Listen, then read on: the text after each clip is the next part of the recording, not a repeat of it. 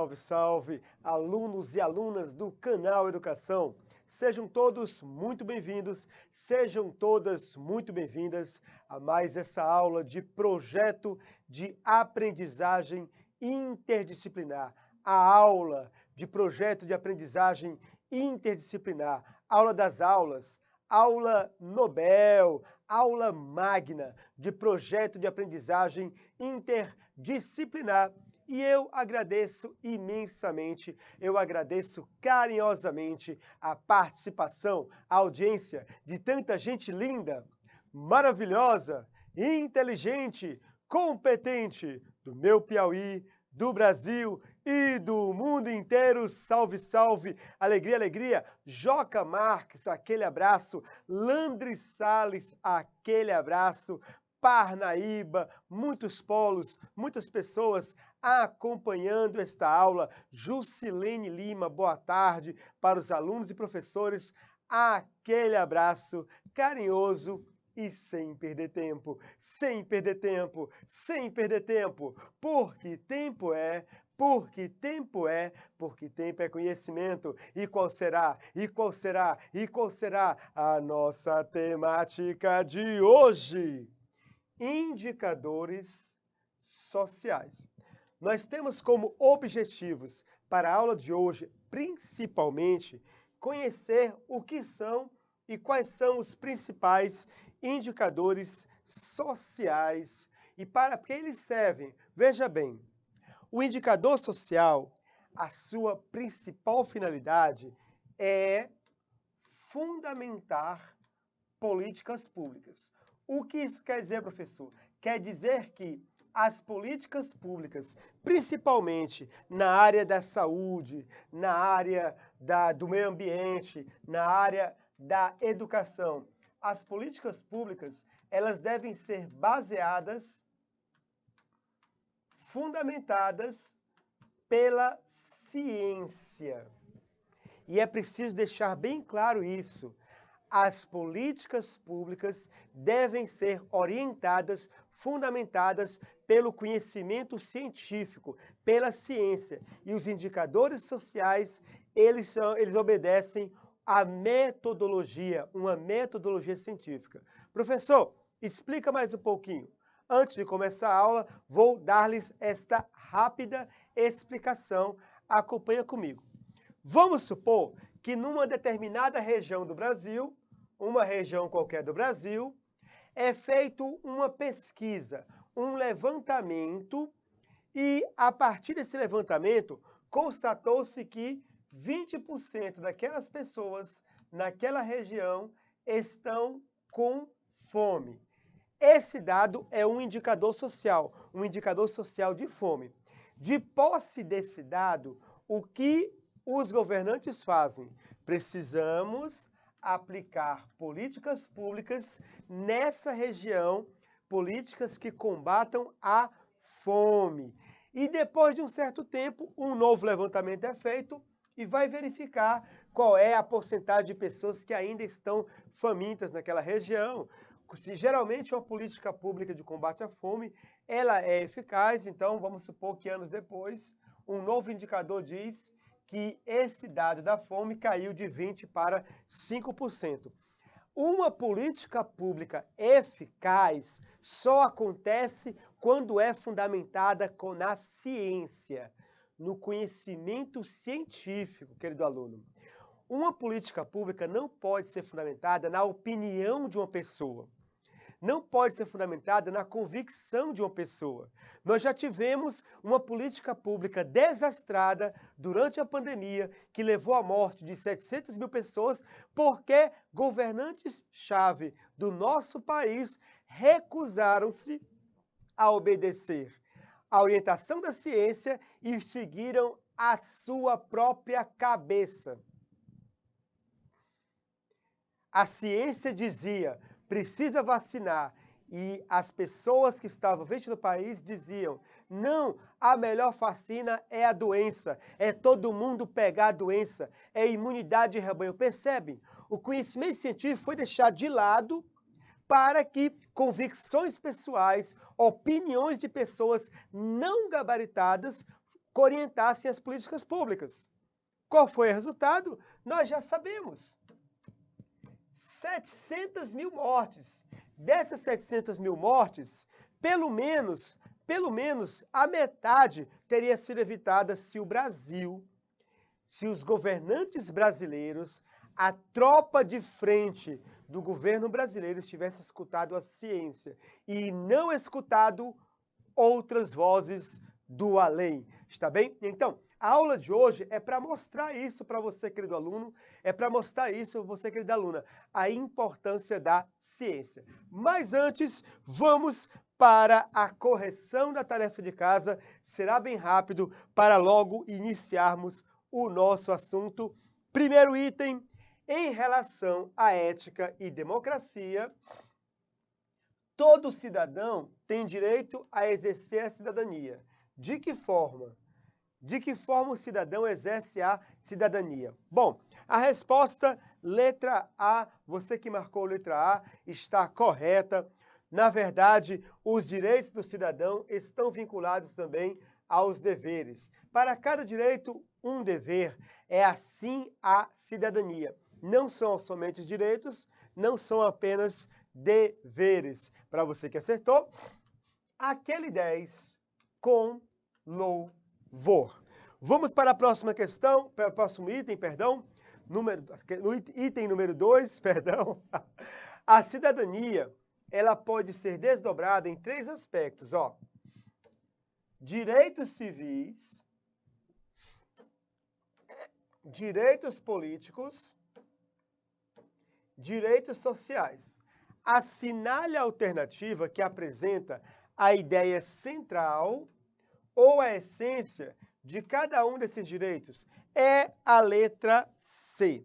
Os direitos civis, na sua essência, abordam a liberdade individual. Professor, por que não é a letra A? Porque liberdade de expressão, querido aluno, é uma das modalidades, das formas de exercer a minha liberdade individual, está bem? Estão falando em essência, não em características.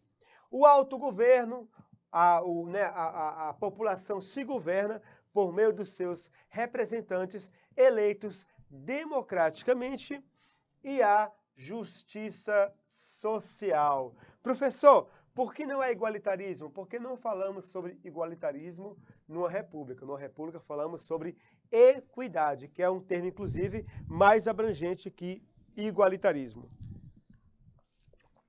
Para você que marcou a letra C, eu dou aquele 10 com louvor.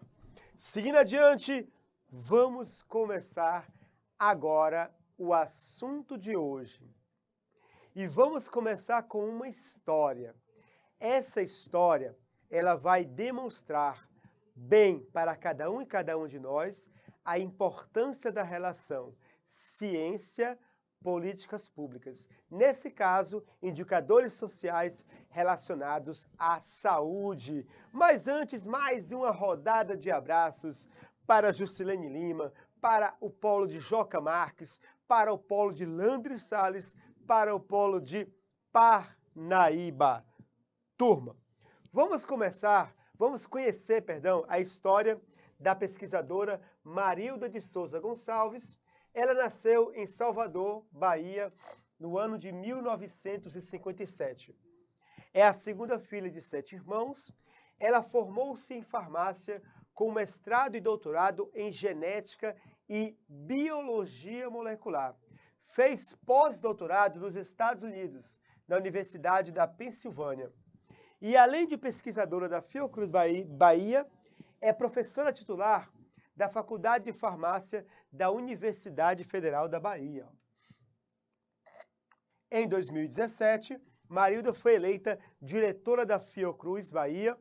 Reeleita em 2021, é a primeira mulher a ocupar o cargo. Marilda tem uma importância enorme para o Brasil no que diz respeito à ciência, contribuindo para a formulação de políticas públicas na área da saúde, graças aos seus estudos.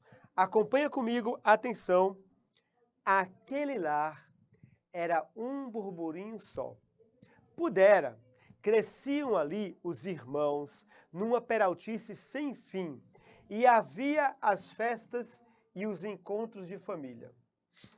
A mãe não apenas costurava e bordava, como também era uma cozinheira de mão cheia, que adorava receber gente em casa e vivia de olho nos filhos. Mas tinha uma filha que sempre desaparecia de repente. Mas com essa, a mãe não se preocupava. Ela já sabia. Em vez de mergulhada em travessuras, a menina estava escondida para estudar em paz. Mesmo antes de aprender a ler, essa menina, chamada Marilda, gostava de se refugiar em cantinhos secretos para folhear livros e revistas. Marilda é a prova de que nem todo mundo que nasce na Bahia gosta de festa. Ela ficava feliz com o agito da família, mas sempre preferiu a quietude. Quando criança, Marilda queria ser médica, mas tinha um problema. Que problema era esse, professor? Ela não suportava ver ninguém sofrendo. Porém, as aulas de ciência no laboratório eram as suas preferidas. Marilda adorava fazer experimentos, adorava lidar com microscópio. E Marilda também gostava muito de química, física e biologia, as ciências naturais. Você que está interessado, certo, no Enem, em ciências naturais, observa bem o exemplo dessa pesquisadora, da sua história de vida, da Marilda. Foi por isso que ela decidiu se formar numa profissão que mistura um pouco dessas três matérias. Que profissão era essa? Farmácia. Marilda formou-se em farmácia. Agora, a história começa a tomar um rumo que vai nos levar a compreender a relação entre ciência e políticas públicas. Acompanha comigo. Durante a faculdade, Marilda se encantou por uma área chamada genética. Genética é uma parte da ciência que investiga a herança biológica. Nós não recebemos apenas de nossos pais uma herança material. Bom, se bem que isso não é uma realidade para a maioria dos brasileiros. Ninguém recebe, a maior parte dos brasileiros não recebe herança, tá bom? Mas, além da herança material, a herança biológica. O quê? Nós herdamos de nossos pais algumas características, como cor dos olhos, a média da altura. Por exemplo, se você tem olhos castanhos, é porque herdou esse trato de outras pessoas da sua família. Professor, e como a cor dos olhos dos pais passa para os filhos? Por meio de uma coisa chamada gene. Gene é a base de tudo, é o que somos. Aqui o gene, ó. Aqui essa figura para dizer, ó. Aqui é o gene, é a base, é tudo que nós somos. É como se fosse uma prateleira carregada de objetos, um programa de computador carregado de informações sobre mim, sobre você. Os genes, eles carregam o nosso DNA, que são as informações que vão se desenhando em nosso corpo. Nós somos uma herança dos genes dos nossos pais. Francinópole do Piauí, Joca Marques, Landry Salles, Parnaíba do Piauí, aquele abraço carinhoso. Continuando. No entanto, nós não herdamos de nossos antepassados apenas a cor dos nossos olhos ou o timbre da voz. Aqui, por exemplo, olha só essa gravura. Se os pais têm olhos castanhos, a probabilidade do filho nascer com olhos castanhos é maior do que olhos verdes ou olhos azuis, e assim por diante. Turma, além das características que compõem a nossa pessoa, pelo gene, pelo DNA, nós também podemos herdar algumas doenças. Essa herança biológica pode também envolver doenças. E aí é que está a questão que chamou a atenção da Marilda. Por exemplo, as doenças falciformes, que se tornaram o objeto de estudo da Marilda. As doenças falciformes, elas são as doenças genéticas mais comuns no Brasil. Elas estão relacionadas a um dos componentes do nosso sangue, as hemácias, que também são chamadas de glóbulos vermelhos. Dentro das hemácias há uma substância chamada hemoglobina. Essa substância, hemoglobina, é ela que dá a cor ao nosso sangue. Acompanha o raciocínio. A hemoglobina, ela tem uma função importante no nosso corpo. Por quê? Porque ela transporta o oxigênio pelo corpo inteiro, nutrindo todo o nosso organismo. Bom, a questão é, algumas pessoas, elas têm um defeito na hemoglobina, ou seja, há uma dificuldade dentre elas no transporte do oxigênio e da nutrição do corpo, do organismo. Esse defeito na hemoglobina, ela é transmitida por meio dos genes. Foi um defeito transmitido geneticamente de geração para geração. As hemácias ficam com dificuldade de levar oxigênio pelo corpo, provocando problemas em diferentes órgãos. Presta bem atenção na informação agora desse parágrafo. A forma mais grave desse grupo de doenças é a anemia falciforme, cujo um dos sintomas mais comuns são as dores no corpo. Professor, até agora o senhor falou de Marilda, de genética, ainda não vi a relação entre a ciência e as políticas públicas de saúde. Acompanha com atenção agora mais esse ponto. Vem comigo. Ó, nós sabemos que há uma mutação genética que causou esse defeito na hemoglobina. Essa mutação genética, ela surgiu há muito tempo, aonde? No continente africano. E entre os séculos 16 e 19, ela se espalhou pelo mundo devido ao tráfico de negros escravizados. Ou seja, havia uma mutação genética na África com os negros e essa mutação ela foi se espalhando por todo o mundo e, claro, chegou ao Brasil e principalmente na Bahia, que Bahia foi um dos principais portos escravistas do Brasil e do mundo. Então, no Brasil, não é coincidência. No Brasil, um dos lugares com mais casos de doença falciforme é a Bahia, justamente a terra da Marilda. Por quê? Porque a Bahia foi um dos estados brasileiros que mais receberam africanos na condição de escravos. Possui uma população negra enorme. Por isso, a grande maioria das pessoas com doenças falciformes pode provocar anemia, crises de dor, infecções, icterícia. A maioria dessas pessoas com essa doença, gente, ela é negra. E pelo desconhecimento e pela falta do incentivo à pesquisa científica nessa área, durante muito tempo, essas pessoas não foram tratadas como deveriam. Além do mais, por causa do racismo também. Infelizmente, como o nosso país é muito racista, as doenças falciformes eram tratadas como invisíveis. A mãe de uma criança negra percebia que a criança negra estava com fortes dores no corpo, muito fraca, chegava ao posto de saúde, quando havia, e o médico dizia, olha, isso é frescura da criança, ela não tem nada. Essa criança está com mimo, está mimada, está com mimo, ela está cheia de melindres, ela merece uma surra. Quer dizer, o desconhecimento nessa área levava essas crianças a sofrerem enquanto crianças e se não fossem levadas, se não morressem, sofrerem até a vida adulta ao longo da sua vida. E essa questão chamou a atenção da Marilda. Não!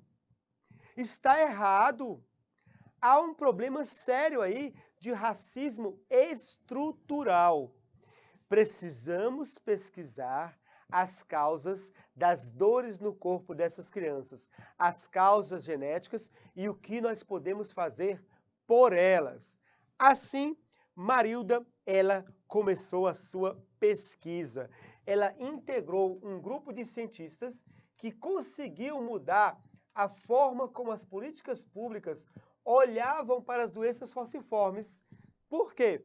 Porque ninguém estava interessado nas doenças falciformes porque não atingia brancos, atingia negros. Se não mexeu com o branco, tudo bem. Se o negro está sofrendo, problema dele. Marilda não se conformou. Desses estudos, dessa equipe, do esforço científico do Brasil, nasceu, por exemplo, do Brasil e do mundo, nasceu, por exemplo, o teste do pezinho, que é um teste feito na maternidade e que é capaz de diagnosticar várias doenças, como fenilcetonúria, hipotireoidismo congênito, deficiência de biotinidase, hemoglobinopatias, fibrose cística e as doenças falciformes. Essa foi uma grande conquista da ciência e dos movimentos sociais. Percebem? A ciência agindo em favor da saúde pública, principalmente a saúde pública de uma parte da população que era esquecida e continua esquecida, sofrendo racismo estrutural, que é a população negra, tá bom? Outro marco para o qual Marilda contribuiu muito foi na formação de profissionais de saúde e de pesquisadores que passaram a estudar mais as doenças falciformes. Está aqui, ó, o teste do pezinho. Esse teste do pezinho é fundamental para se detectar a doença falciforme numa criança e assim iniciar logo o tratamento, tá? Continuando. Professora incansável e pesquisadora obstinada, Marilda tem incentivado seus alunos a seguirem investigando formas de, por meio da ciência, olha só que bonito, combaterem os efeitos das desigualdades no Brasil. Um objetivo que mantém à frente da Fiocruz Bahia, para a qual foi eleita a primeira mulher diretora em 2017. Querido aluno, querida aluna, o racismo no Brasil, ele é institucional. E ele torna-se também um pouco cultural no imaginário das pessoas. Se você anda pela rua e vê uma rua deserta e vê uma pessoa branca andando em sua direção, a tendência é você continuar seu caminho. Mas se for uma pessoa negra, boa parte dos racistas brasileiros mudam de lado porque logo associam a etnia negra à violência, a roubo, assassinatos e homicídios. Também na área da saúde. A saúde brasileira não está preparada ainda para atender a população negra, assim como outras populações. Por quê? Porque boa parte das políticas de saúde brasileiras, e também ambientais, e também educacionais, elas não têm fundamentação científica. Nós veremos daqui a pouco como os dados, indicadores sociais brasileiros estão defasados, como, por exemplo, o censo. O nosso último censo foi em 2010. Somente agora, 12 anos depois, a gente está realizando um novo censo. Professor, isso é besteira. Não é. Não é, porque não termos uma ideia exata do tamanho da população, suas características, certo? Como nível econômico, etnia, religião, escolaridade. Não termos essas informações causa prejuízo enorme às políticas públicas ou, por exemplo, a pesquisas eleitorais. Muita gente questionou por que as pesquisas brasileiras erraram tanto nessas eleições de 2022. Turma, as pesquisas brasileiras, elas estão ainda formuladas para o perfil da nação brasileira de 2010 no último censo. E agora comprovou-se que são informações defasadíssimas. Com certeza, na próxima eleição, daqui a 4 anos, com o censo do IBGE já concluído, certo? Com um novo perfil da população brasileira já constituída, as pesquisas vão se adequar a esse perfil, certo? Vão atualizar os seus questionários, as suas perguntas e as próximas pesquisas não errarão tanto, porque essas erraram devido ao perfil brasileiro, indicadores sociais do Brasil estarem defasados. Mas voltamos aqui, ó. Muitas vezes o racismo está presente na forma como o atendimento na área da saúde dá pouca atenção a doenças que afetam as pessoas negras. Chamamos esse preconceito de racismo institucional.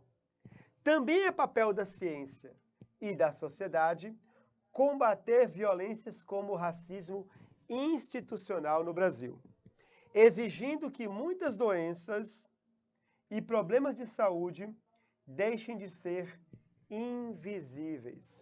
Aqui nós temos, olha só, essa peça humorística do humorista Marcelo Adnet, que ele tomou como base a propaganda de um banco brasileiro que fala que tem uma série de vantagens aos seus clientes e ele colocou: branco no Brasil, há mais de 500 anos, levando vantagem. Por exemplo, ó, o branco no Brasil tem acesso a uma saúde de qualidade e os negros, quando muito, estão servindo aos brancos, certo? Isso acontece nos próprios bancos, companhias aéreas, em lojas, anúncios de emprego que dizem, por exemplo, queremos pessoas de boa aparência. Esse termo boa aparência é um termo racista para afastar pessoas negras e assim por diante.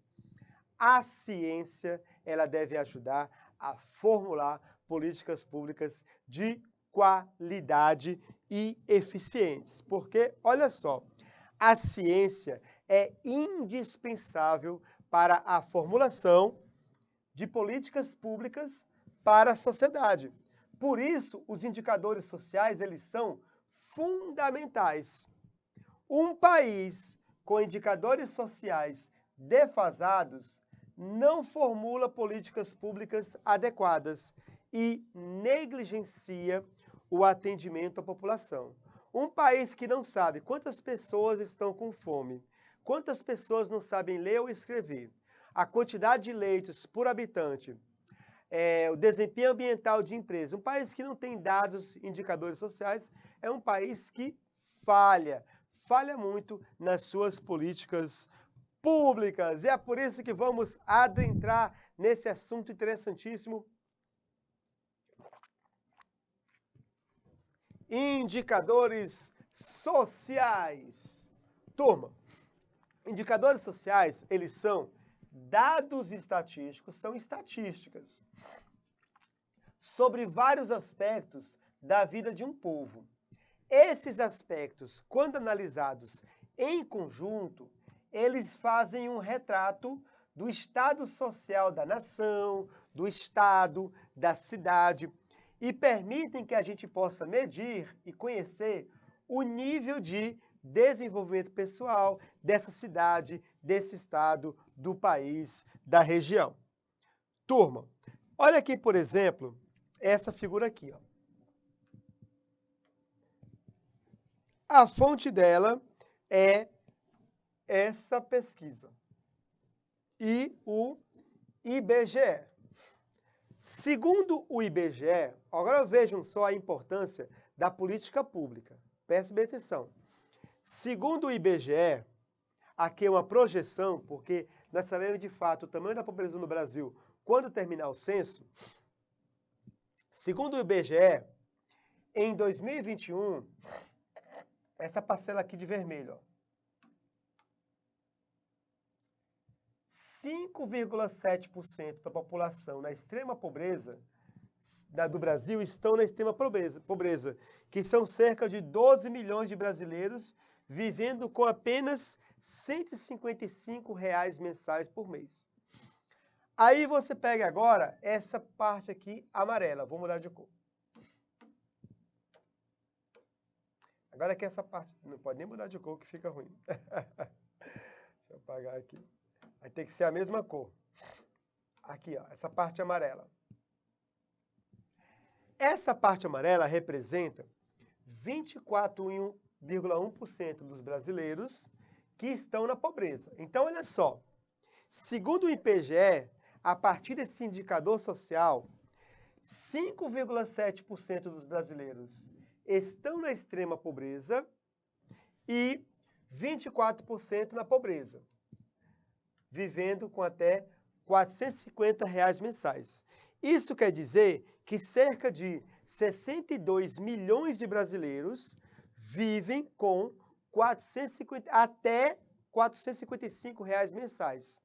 De posse desses dados aqui, todo governo deve pensar numa política pública para que pelo menos tire essa população da pobreza e da extrema pobreza, tire ela dessa situação e a coloque noutra situação. Qual é o meio mais eficaz a médio e curto prazo? A renda mínima. Então, o que é que um governo decente faz? Um governo decente vê que a maior parte da população vive com R$ 450, entre 155 e 450, aí propõe, vamos propor um auxílio de, por exemplo, R$ 700 para essa população, esses 60 milhões de brasileiros que estão na extrema pobreza e na pobreza.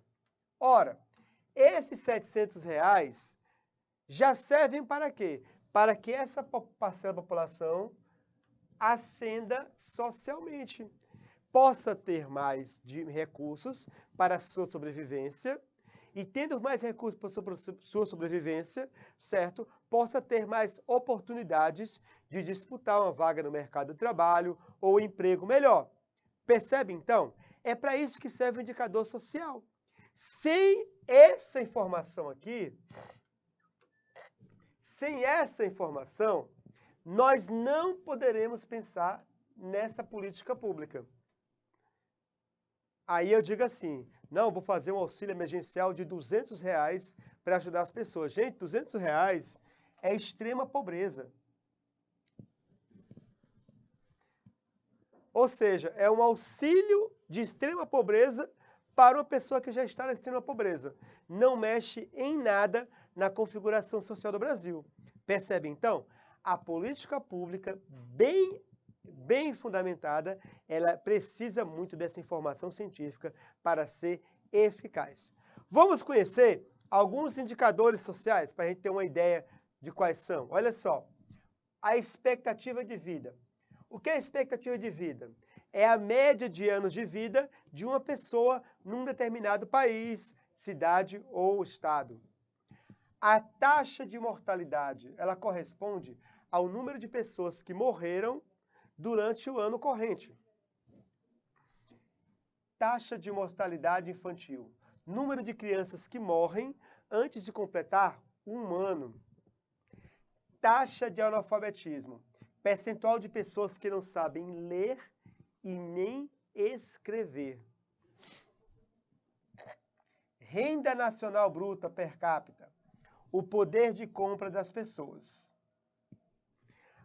Toda a renda produzida pelo país, dividida pelo número de habitantes. Saúde, indicadores de saúde, referente à qualidade da saúde da população. Alimentação, alimentação mínima que uma pessoa necessita, cerca de 2.500 calorias, e se essa alimentação é equilibrada. Interessante essa questão da alimentação equilibrada, porque uma coisa é você se alimentar, a outra é você se alimentar bem. Eu posso muito bem alimentar um povo e esse povo não está se alimentando bem. Eu estava assistindo um canal no YouTube que eu acompanho eventualmente, que é o canal Mundo Sem Fim. é um casal que viaja por vários países do mundo. E eles estavam em Nova York fazendo compras de comida de rua, né? Comida de rua em Nova York, né? Esse podrão, né, brasileiro que é vendido nas ruas, o cachorro-quente, o crepes que é vendido nas ruas, a pipoca, o sanduíche. Bom, e o que foi que, olha que interessante quando as pessoas, que interessante escutar pessoas inteligentes falarem. Por quê? Porque eles perceberam e falaram isso no vídeo, olha, nós percebemos uma coisa, uma impressão nossa e queremos compartilhar com vocês. Aí o rapaz do casal disse, eu já li certa vez que a maior parte da população obesa nos Estados Unidos é pobre. E agora? E agora, gente? Eu vou repetir. Eu li certa vez, o homem falou, que a maior parte da população obesa nos Estados Unidos é pobre. Dê um nó na tua cabeça, mas observa bem o que ele diz depois. Eles estavam caminhando pelas ruas da cidade de Nova York. E eles perceberam que a comida de rua em Nova York é barata. O cachorro-quente é barato, a batata frita, comida oleosa, salgado, tudo que né, que não é saudável, digamos assim, é barato. E eles disseram, a gente foi conferir o preço de uma refeição num restaurante e era muito caro um prato de arroz, feijão e carne. Era quase $100 e aqui na rua eu posso encher uma mão inteira com muita batata frita por $2, $1. Ou seja, as pessoas mais pobres não têm acesso à comida de qualidade e elas comem a comida da rua, que não é saudável. Isso aumenta a obesidade. Estados Unidos. E também um pouco da cultura americana de comer apressado, não parar para comer, come o sanduíche e bebe o café, assim por diante. Percebe, então? Quando a gente consegue interpretar a realidade por meio de dados científicos e também pela observação, que é uma metodologia de pesquisa, a gente consegue compreender melhor uma realidade. No Brasil, nós ainda conseguimos comprar, não é? Um feijão, um arroz e podendo alimentar, mas os americanos ou têm dinheiro para comprar, comer bem, comer normal como a gente, ou gastam pouco dinheiro comendo porcarias, tá certo? Bom, outro dado, condições médico-sanitaristas, qualidade de vida e acesso ao consumo. Eu quero apresentar para vocês essa tabela aqui, a tabela 7362. Muitas tabelas que vou lhes apresentar, elas foram geradas pelo IBGE. Elas têm um limite. Que limite é esse? O censo.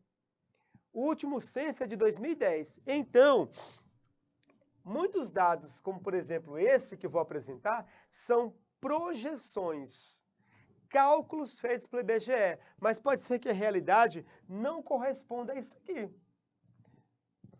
Pode ser que o censo do IBGE, quando for terminado a contagem e o estudo, apresente outra coisa. Mas vamos lá.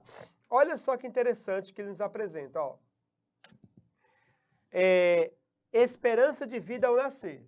Então, quantos anos uma pessoa... calma, muita calma nessa hora. Quantos anos uma pessoa vai viver sendo homem ou mulher no Brasil ou em algumas regiões do Brasil, numa projeção em 2018? Olha só, no Brasil em 2018, a expectativa de vida ou a esperança de vida ao nascer do homem é 73 anos, da mulher 80 anos, ou seja, os homens brasileiros, eles vão viver até os 73, o que muito me assusta, porque eu estou com 46, me restam menos de 30 anos de vida. Eita, Nina, problemas aqui, hein, Nina? Pois é, aqui a expectativa de vida dos homens está baixa. Deve ser porque os homens correm muito rápido, dirigem muito rápido, são imprudentes e fazem coisas que não deveriam. Mas continuando, tá? Turma. Agora, olha só que interessante. A maior expectativa de vida no Brasil é na região sudeste, que é, por sinal, a região mais rica do país. E a menor expectativa de vida, aonde temos um empate técnico entre o norte e o nordeste. O homem no norte, ele tem uma expectativa de vida muito baixa, 69 anos, e no nordeste, 70 anos. Como eu sou nordestino, eu tenho ainda 27 anos, mais ou menos isso. E as mulheres, 77 e 78. Muito diferente, por exemplo, da expectativa de vida do sul. O sul é que é o maior, tá bom, gente? Ó, 76 e 82, tá certo? Então percebam que, diante desse dado, o que é que pode ser feito? Podem ser feitas muitas políticas públicas, por exemplo, um atendimento de saúde mais eficaz para pessoas de meia idade como eu. Eu não posso adoecer. Se eu adoecer, eu não tenho plano de saúde. Eu vou para o hospital público e o hospital público é uma loteria. É uma loteria. Você tem que contar com um médico que seja eficiente, atencioso, que for lhe atender. É uma roleta russa o hospital público muitas vezes, porque você pode chegar lá e não ser o médico não ser um médico de competência, não estar nem aí, assim por diante, faltar estrutura, faltar remédio. Minha esposa, há 2 meses atrás, foi atendida no hospital público aqui na cidade, não tinha remédio para ela, precisaram colocar uma injeção de morfina que quase a matou, porque não tinha um remédio de menos potência para ela, teve que ser a morfina. Percebe então, gente? Nós precisamos investir muito na política, na saúde pública das pessoas de meia idade, e indicadores sociais como esse podem nos dar a pista. Mas daqui a pouco a gente continua, não saia daí. Aquele abraço, salve, salve e tchau!